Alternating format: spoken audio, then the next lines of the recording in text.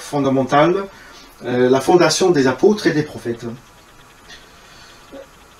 C'est lorsque nous lisons le Nouveau Testament, nous sommes conscients dans les actes et les épîtres que nous rencontrons là le ministère de l'apôtre et de l'apostolique, et nous rencontrons d'une façon le ministère de prophète et le prophétique.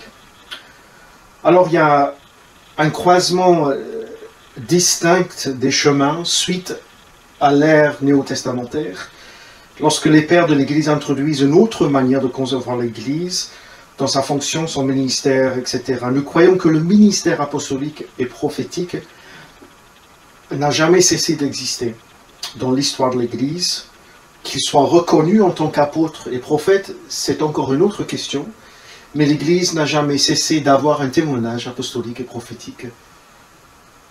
Nous croyons qu'il est important de récupérer, de restaurer le ministère et la façon apostolique et prophétique de vivre en Église selon le Nouveau Testament. Je ne crois pas ceci est juste une nouvelle tendance ou à la mode. Je crois que tout cela est profondément enraciné dans la Trinité même. Apostoliquement, nous voyons que Dieu le Père envoie Jésus-Christ, que Dieu le Père envoie le Saint-Esprit, nous voyons que Jésus-Christ envoie le Saint-Esprit, et nous voyons aussi que le Saint-Esprit lui-même envoie Jésus, les serviteurs de l'Éternel. Alors, nous voyons cette vie, cette mentalité apostolique enracinée dans la Trinité, et en fait, cette restauration de l'apostolique et du prophétique n'est que l'extension de cette vie trinitaire. Ce n'est pas une question de titre, ni de position, d'office, de ministère, mais c'est vraiment une manière d'être en relation qui est le reflet direct de la qualité relationnelle apostolique et prophétique entre Père, le Christ et l'Esprit. Alors prophétiquement, nous savons pertinemment dans les langues de l'Écriture que Dieu annonce des choses invisibles, cachées, secrètes, des choses qui ne sont pas encore tangibles. Et alors, il y a une grande distinction dans le prophétisme de Dieu, en Jésus-Christ aussi, et nous concevons que lorsque nous parlons d'un prophétisme de Dieu, le prophétique en Jésus-Christ vient d'une position d'omniscience.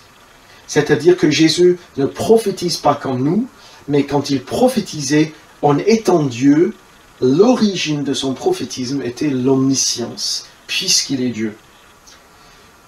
Nous, par contre, nous venons à cette pratique prophétique d'un point de vue de la partialité. Nous avons une compréhension, une révélation qui s'accroît de plus en plus, mais une distinction entre Dieu et nous doit rester, c'est celle de l'omniscience. Nous prophétisons par révélation progressive et partielle. Dieu prophétise et parle par révélation à partir de son omniscience. C'est important de souligner cela comme une distinction. Ceci dit, nous reconnaissons que dans l'Écriture, le prophétisme a un rôle prépondérant dans chaque génération. La voix des prophètes est importante. Qu'est-ce que le Nouveau Testament dit sur ces deux ministères, apôtres et prophètes? J'aimerais attirer notre attention sur deux versets, Éphésiens chapitre 2 et verset 20. Paul il va dire à l'Église, vous êtes des gens maintenant de la maison de Dieu, ayant été édifiés sur le fondement des apôtres et des prophètes, Jésus-Christ lui-même étant la maîtresse pierre du coin, ou la pierre d'angle, en qui tout l'édifice bien ajusté ensemble croit pour être un temple saint dans le Seigneur. En qui, vous aussi, vous êtes édifiés ensemble pour être une habitation de Dieu par l'Esprit. Alors, un autre texte, Paul y parle dans 1 Corinthiens 3, et là encore, il va parler dans le même sens. Il dit, dans verset 10, « Selon la grâce de Dieu qui m'a été donnée comme un sage architecte, j'ai posé le fondement, et un autre édifie dessus. mais que chacun considère comment il édifie dessus. Car personne ne peut poser d'autre fondement que celui qui est posé, lequel est Jésus-Christ. Or, si quelqu'un édifie sur ce fondement de l'or, de l'argent, des pierres précieuses, du bois, du foin, du chaume, l'ouvrage de chacun sera rendu manifeste, car le jour le fera connaître, etc. J'aimerais juste centrer sur ces deux idées, parce que dans ces deux textes, nous voyons Paul qui parle d'une manière très apostolique et d'une manière très prophétique. Mais il souligne quelques éléments qui permettent de relier ces deux ministères. Le langage de Paul attire l'attention sur le fondement. Dans ces deux textes, nous avons la vision claire qu'il y a une fondation à poser, et cette fondation est Jésus-Christ. Et en fait, le premier point qui est à souligner dans ces textes, c'est que le prophète et l'apôtre partagent le but de poser la fondation, celle qui est Jésus-Christ. Quand nous parlons dans ces termes-là, nous ne parlons pas d'un projet personnel, d'un appel, d'une vision, d'un ministère personnel. Le travail de l'apôtre et du prophète véritable est de poser la fondation qui est la personne et le ministère de Jésus-Christ. Et donc, un des premiers objectifs du ministère apostolique et prophétique, c'est cette fondation, la personne et le ministère de Jésus-Christ posés pour que les autres, l'Église, soit construite dessus. La deuxième chose qui est importante, c'est que lorsque nous reconnaissons l'apôtre et le prophète, ils sont christocentriques. Non seulement ils sont poseurs de fondements, mais dans ce texte, il dit que le fondement, c'est la personne de Jésus-Christ. Et alors, lorsque l'apôtre exerce, le prophète exerce, nous devons trouver un christocentrisme très prononcé. Parce qu'il dit que le fondement ne peut pas être celui des apôtres, des prophètes eux-mêmes, mais celui de la personne, la nature, l'œuvre, le ministère de Jésus-Christ. Nous pouvons sous-entendre l'œuvre aussi du Père et de l'Esprit. Mais il est important d'avoir ces deux pierres de fondement posées pour comprendre quelle est la nature, quelle est l'expression du ministère apostolique, du ministère prophétique.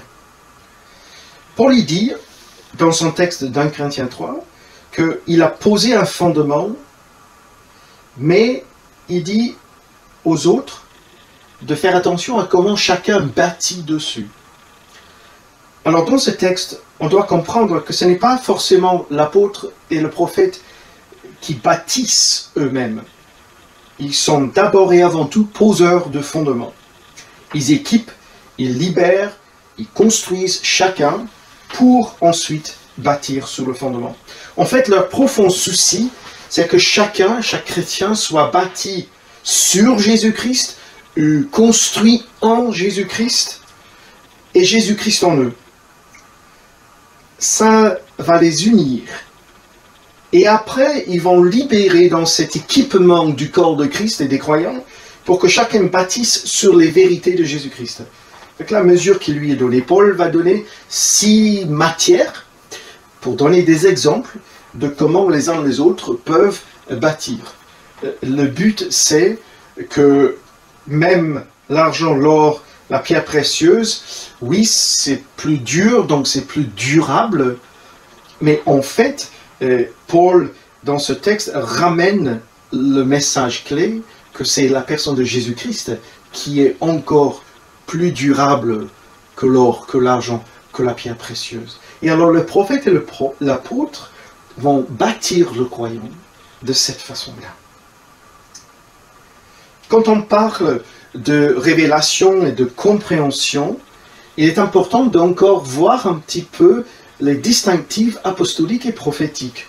L'apôtre, par exemple, dans sa quête de révélation et de compréhension, va être toujours orienté vers comment poser ce fondement. L'apôtre veut voir qu'une pierre se rajoute à une pierre. Il cherche la cohésion, il cherche la profondeur, il cherche l'étendue, il cherche la solidité de ce qui est ce que le fondement soit établi afin que chacun puisse bâtir leur personne. C'est la première maison. Après, l'Église, c'est la deuxième maison sur ce fondement-là.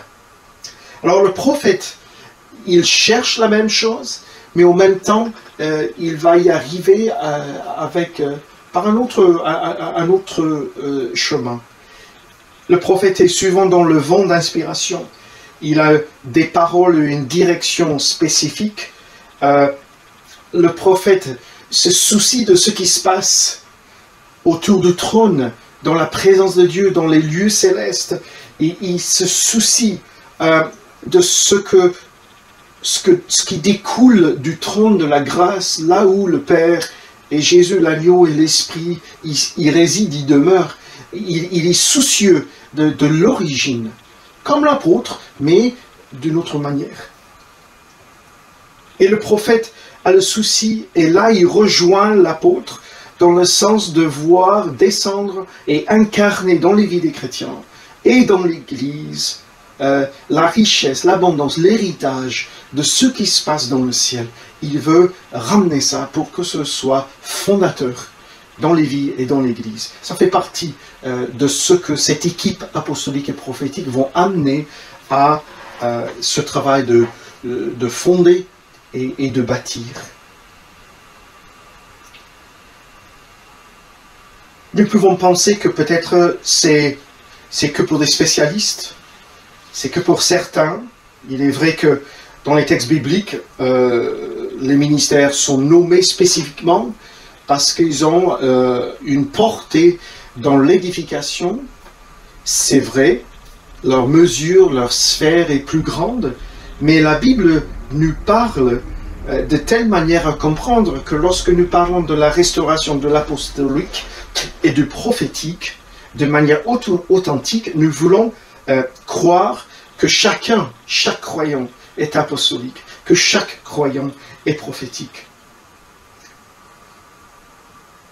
Jésus dit lui-même en Jean 17, « Père, de la même manière que tu m'as envoyé, je les envoie dans le monde. » Et là, très clairement dans ce texte, nous avons cette notion d'envoi apostolique. En fait, nous sommes envoyés à partir de notre relation avec le Père, avec Jésus-Christ et avec le Saint-Esprit.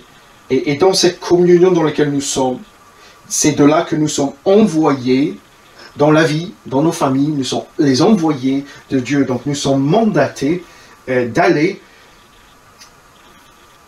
en tant qu'envoyés par Dieu. La deuxième chose, c'est que lorsque nous parlons du prophétisme, nous pouvons voir les échos de Nombre 11. À la fin, Moïse va dire « Oh, que tout le peuple d'Israël prophétise ». Joël 2, Joël prophétise un événement à venir lorsque le Saint-Esprit sera déversé. Et là, il voit cette universalité par laquelle tous les croyants pourront prophétiser, rêver, recevoir des visions, etc. Paul, quand il parle dans 1 Corinthiens 14, va dire « Mais tous peuvent prophétiser, mais chacun à son tour. » Et alors, nous voulons libérer le prophétique et l'apostolique pour que nous soyons revêtus en tant qu'envoyés et en tant que porte-parole dans le but d'édifier le corps de Christ et de vivre cette impulsion de l'élargissement du royaume de Dieu.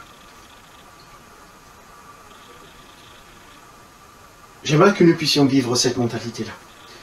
Alors, en conclusion, il y a 6 ou 7 paroles, mots, qui permettent de poser et de caractériser le ministère apostolique et le ministère prophétique. Tous les deux vont se rejoindre sur ce point-là.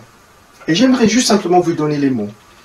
Préparer, restaurer, équiper, former, rassembler, libérer et envoyer. Et le ministère apostolique et prophétique se réunissent dans ces dimensions-là. La justification de cela viennent directement de la Trinité. Parce que c'est de cette manière que nous voyons les relations intratrinitaires entre le Père, le Christ et l'Esprit. Et nous concevons que du moment où nous sommes invités dans cette communion, cette relation avec eux, alors nous sommes l'extension de leur apostolicité, nous sommes l'extension de leur prophétisme. Alors c'est pour cela que nous croyons qu'il est temps de restaurer bibliquement le fondement des apôtres et des prophètes.